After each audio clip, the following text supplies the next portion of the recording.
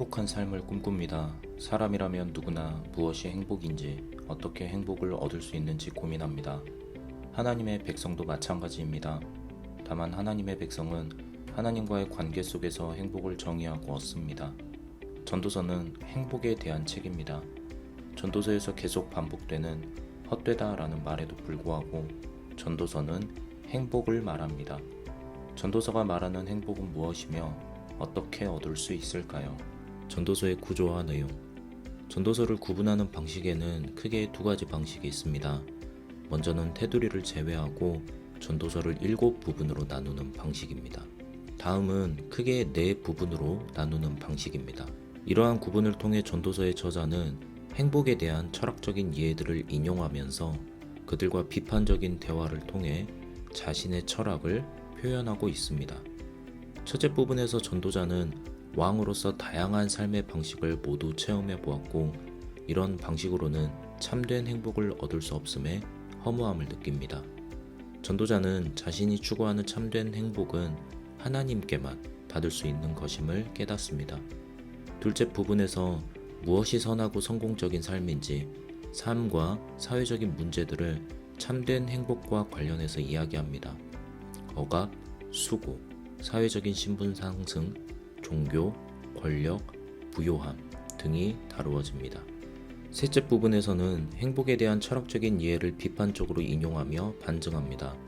전도자가 보기에 금욕주의나 쾌락주의와 같은 방식으로는 참된 행복을 찾아 얻을 수 없습니다. 넷째 부분에서는 참된 행복을 추구하고 참된 행복을 추구하는 사람의 지혜로운 삶의 모습을 말합니다. 참된 행복이란 결국 하나님께로부터 오는 것입니다.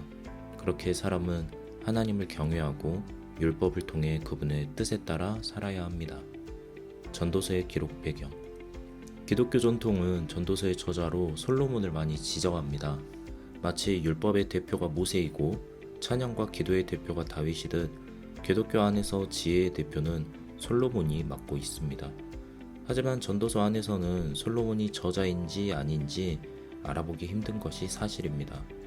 전도서의 히브리어 책 제목은 코엘렛이며 코엘렛은 지혜 전승 수집자나 지혜를 가르치는 지도자를 가리킬 때 쓰는 표현이었습니다. 한글 성경에는 전도서, 도를 전하는 책으로 되어 있는데 이는 전도서가 기독교적인 철학을 가르쳐주기 때문입니다. 전도서가 기록된 때는 아마도 기원전 3세기 후반, 고대 근동 지역이 한참 헬레니즘의 영향을 많이 받던 시기였습니다. 전도서 안에서도 헬레니즘 철학 이해와 논증하는 것이 많으며 특히 전도서에 등장하는 동산, 징벌과 같은 단어는 페르시아어에서 가져온 단어들로서 이 책이 페르시아 시대 이후인 포로에서 돌아온 다음에 쓰여진 것을 알 수 있습니다. 전도서가 기록된 때에는 유대교 안에서 잘못된 인과응보의 신학으로 정의로운 가난한 자들이 핍박을 받았고 헬레니즘 철학과 문화의 영향으로 사람들이 행복에 대한 철학적인 이해를 받아들이기 시작했습니다.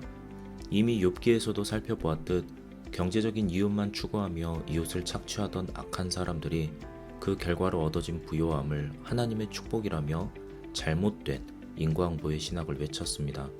전도서는 그러한 삶의 모든 모습이 결국 허무할 뿐임을 말해줍니다. 또한 헬레니즘의 영향으로 사람의 행복은 한편으로는 금욕주의에 다른 한편으로는 쾌락주의에 있다는 철학이 잘못된 것임을 가르쳐줍니다. 고대 그리스의 철학에 따르면 한편에는 사람이 윤리적인 것을 추구하고 육체의 여러 소욕을 엄격하게 다스리는 금욕주의로 궁극적인 행복을 얻을 수 있다 믿었던 금욕주의, 다른 한편에는 사람의 육체와 정신적인 고통에서 해방되고자 하는 평온함을 추구하는 에피큐리안적인 쾌락주의, 또 다른 한편에는 감각적인 쾌락을 궁극적인 가치로 여기는 퀴리네적인 쾌락주의가 있었습니다. 전도서는 이 모든 것이 다 허무하다 말합니다. 전도서는 이러한 시대 속에서 무엇이 참된 행복인지, 참된 행복을 어떻게 얻는지, 그리고 참된 행복을 추구하는 사람의 삶의 모습은 어떠한지 가르쳐줍니다. 전도서의 주제, 행복에 대하여. 전도서를 포함한 지혜문학은 대부분 창조신학에 그 뿌리를 두고 있습니다. 창조신학이란 하나님께서 모든 세계를 지으신 창조주 하나님이시며 이 세계에는 하나님의 질서가 담겨 있고 사람은 그 하나님의 질서를 찾아 그 질서에 맞게 살아야 한다는 것입니다. 하나님께서는 창조 때 사람에게 사명을 주셨습니다. 하나님께 지음받은 사람은 하나님께서 주신 사명 속에서 자신의 삶의 목적을 발견할 수 있습니다. 이 사명은 생육하고 번성하며 충만하고 다스리는 것입니다. 이 생육하고 번성하며 충만하고 다스리는 것이 사람마다 다양한 모습으로 이루어지는 것입니다. 어떤 사람은 사도로, 어떤 사람은 선지자로, 어떤 사람은 복음 전하는 자로, 어떤 사람은 목사와 교사로, 어떤 사람은 사람을 살리는 일로, 어떤 사람은 법을 집행하는 일로 다양하게 이루어집니다. 자신이 되고자 하는 모습이 하나님의 사명이라 착각하는 것과는 다릅니다. 자신이 되고자 하는 모습을 목적으로 하나님의 사명을 수단 삼는 것이 아니라 하나님의 사명인 생육하고 번성하며 충만하고 다스리는 것을 목적으로 자신의 일과 직업을 수단 삼는 것입니다.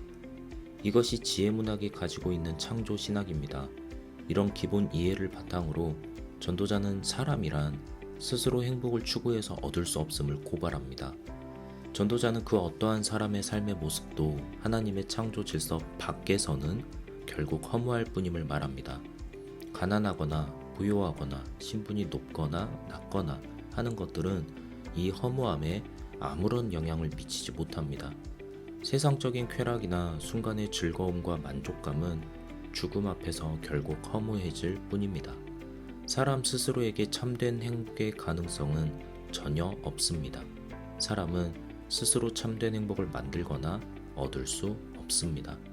전도자가 보기에 사람은 하나님께 지음받았기 때문에 참된 행복 역시 하나님께 받을 수 있습니다. 참된 행복은 하나님께서 자신의 창조 질서 안에 자신의 사명을 다하는 사람에게 선물로 주시는 것입니다. 엄격한 금욕주의도 방탕한 쾌락주의도 사람에게 완전한 행복을 가져다 주지 못합니다. 하나님께 지음받았음을 믿는 사람은 하나님에게서만 참된 행복을 얻을 수 있습니다. 전도서가 헛되다라는 말을 계속해서 반복하는 것은 사람의 삶이 정말 허무하기 때문입니다. 태양 아래의 모든 사람은 하나님을 떠나 살아서는 허무한 죽으면 흙으로 되돌아가는 존재일 뿐입니다. 그렇다고 전도서가 회의적인 것은 아닙니다. 전도서는 냉정하게 무엇이 헛된지 그리고 무엇이 참된지 말합니다. 하나님 안에서 하나님의 창조 질서를 따라 자신의 사명을 다하는 사람은 이 땅에서도 참된 행복을 누리며 살 수 있다. 전도서는 말합니다. 예수님께서는 우리에게 하나님을 사랑하고 이웃을 사랑하라고 가르쳐 주셨습니다. 예수님 이후의 사람은 하나님 사랑과 이웃 사랑이라는 사명 안에서 참된 자신과 참된 행복을 발견할 수 있습니다. 이는 하나님의 창조 질서와 꼭 같습니다. 여러분이 하나님의 창조 질서 안에서 하나님의 사명을, 하나님을 사랑하고 이웃을 사랑하라는 사명을 이루어 가시길 바랍니다. 그리고 그 안에서 하나님께 참된 행복을 받기를 축복합니다.